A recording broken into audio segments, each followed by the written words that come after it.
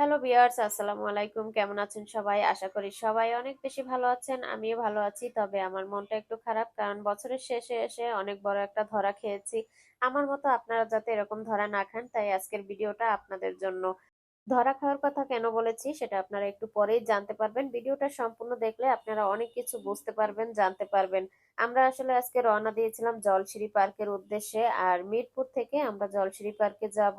এখান থেকে রওনা দিয়ে আমরা 300 ফিটের উপর দিয়ে যাচ্ছিলাম। কিভাবে জলশিরি পার্কে আপনারা যাবেন, কবে যাবেন, সপ্তাহে কয়দিন খোলা থাকে, সম্পূর্ণ ভিডিওটা দেখলে আপনারা আজকে জানতে পারবেন। তাহলে আর আমার মতো এরকম ধরা খাবেন না।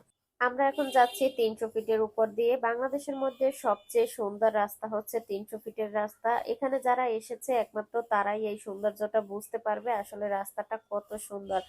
যারা কখনো জলশ্রী পার্কে যাননি, সামনে যেতে চান বা কিভাবে যাবেন, তারা আজকের এই ভিডিওটা দেখলে উপকৃত হবেন অনেক বেশি। আমার মতো আর ধোকা খেতে হবে না।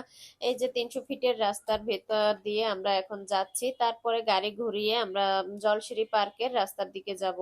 একটু পরেই আপনারা দেখতে পারবেন যে আমরা এখন যাচ্ছি হচ্ছে জলশিরি পার্কের রাস্তায়। জলশিরি পার্কে যাওয়ার সময় এখানে কিছুটা পথ আছে অনেক বেশি ভাঙা, ধুলা, তারপরেই হচ্ছে অনেক সুন্দর রাস্তা।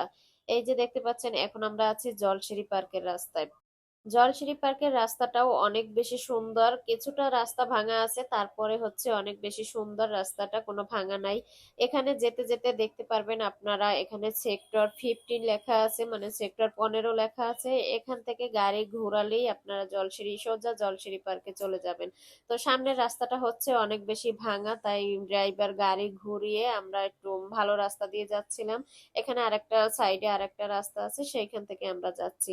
আর এখানে এই যে এটা হচ্ছে জলশিরি পার্কের সাইডের যে অংশটা রাস্তার, অনেক বেশি সুন্দর ছিল এই রাস্তাটা। আর এখানেই হচ্ছে এই যে সামনেই হচ্ছে জলশিরি পার্ক।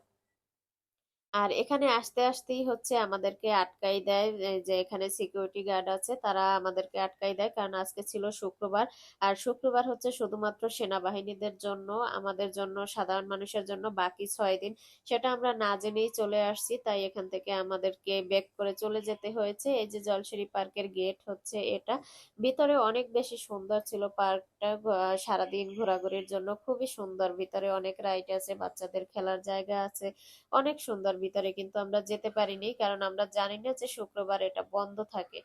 মিরপুর থেকে জলশিরি গাড়ি ভাড়া আমার নিয়েছিল 600 টাকা, আসা যাওয়ায় 1200 টাকা, পুরাটাই আমার লস হয়েছে। যাই হোক, এখন কিছু করার নাই, বাচ্চাদের নিয়ে বের হয়েছি, কোথাও না কোথাও ঘুরতে যেতে হবে, তাই এখান থেকে আবার আমি গিয়েছিলাম 100 ফিট ওয়ান্ডারল্যান্ডে।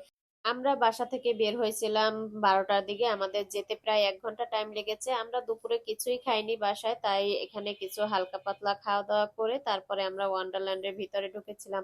কারণ ওয়ান্ডারল্যান্ডের ভিতরে খাবারের প্রচুর দাম, আর সবকিছুরই দাম বেশি বাইরের তুলনায়। ওয়ান্ডারল্যান্ডের প্রবেশ মূল্য ছিল 150 টাকা। আর ভিতরে যে রাইড গুলো আছে, প্রত্যেকটা রাইডের মূল্যই ছিল অনেক বেশি অন্যান্য পার্কের তুলনায়। যাই হোক, ওয়ান্ডারল্যান্ডে ঘোরাঘুরির পরে আমরা বাসায় যাচ্ছিলাম। আর বাসায় যাওয়ার পথে এই যে মসজিদটা দেখতে পাচ্ছেন, এটা হচ্ছে বাংলাদেশের সর্বোচ্চ খরচের একটা মসজিদ। অনেক সুন্দর মসজিদটা। এখানে একসাথে 11,000 মানুষ নামাজ পড়তে পারে। এই যে সুন্দর মসজিদটা, এটা আপনারা দেখতে পারবেন ওয়ান্ডারল্যান্ডে আসার পথে।